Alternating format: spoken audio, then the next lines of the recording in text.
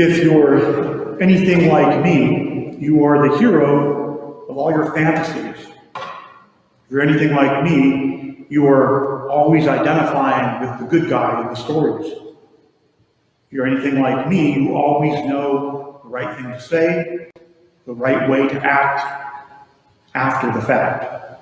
If you're anything like me, you're something like Peter. Today's gospel offers us a contrast between Judas and Peter. And the difference between Judas and Peter helps show us what Holy Week is all about. The suffering of Jesus, his passion, his death is all about. And I would suggest that Jesus' suffering begins here while he's reclining at table with his disciples. We are told that Jesus was deeply troubled. Why was he troubled? He's troubled because one of his followers, an apostle, one whom he chose, a friend, will betray him. But none of the apostles know who it is. It's interesting that Peter is the one who prompts the beloved disciple to ask Jesus who it is. Perhaps Peter, for all of his self-confidence, isn't really as sure of himself as he makes out. How often do we come away from the sacrament of reconciliation with confidence in our promise to avoid the irritation of sin? How many of us, like Peter, imagine with ease how we would lay down our lives for our Lord?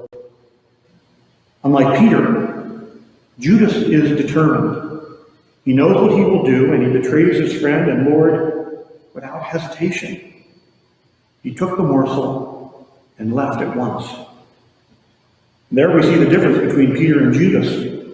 We know that Peter will not keep his word.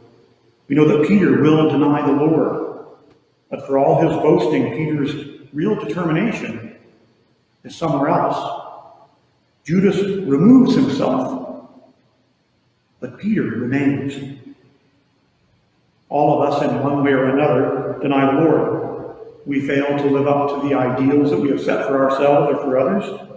We often fail to show others the kind of mercy that our Lord shows us.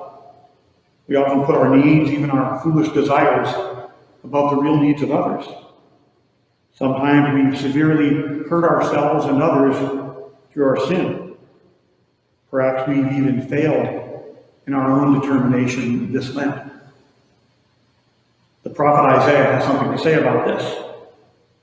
Though I thought I had toiled in vain, and for nothing, uselessly, spent my strength, yet my reward is with the Lord. My recompense is with my God. Holy Week is a reminder to us. The suffering and death of Jesus Christ is our reward. It is our recompense.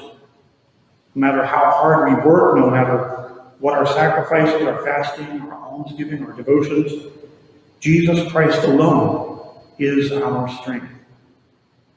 Peter, for all his determination, failed. But Peter did not leave. Peter may have slept in the garden, but he was in the garden with the Lord nonetheless.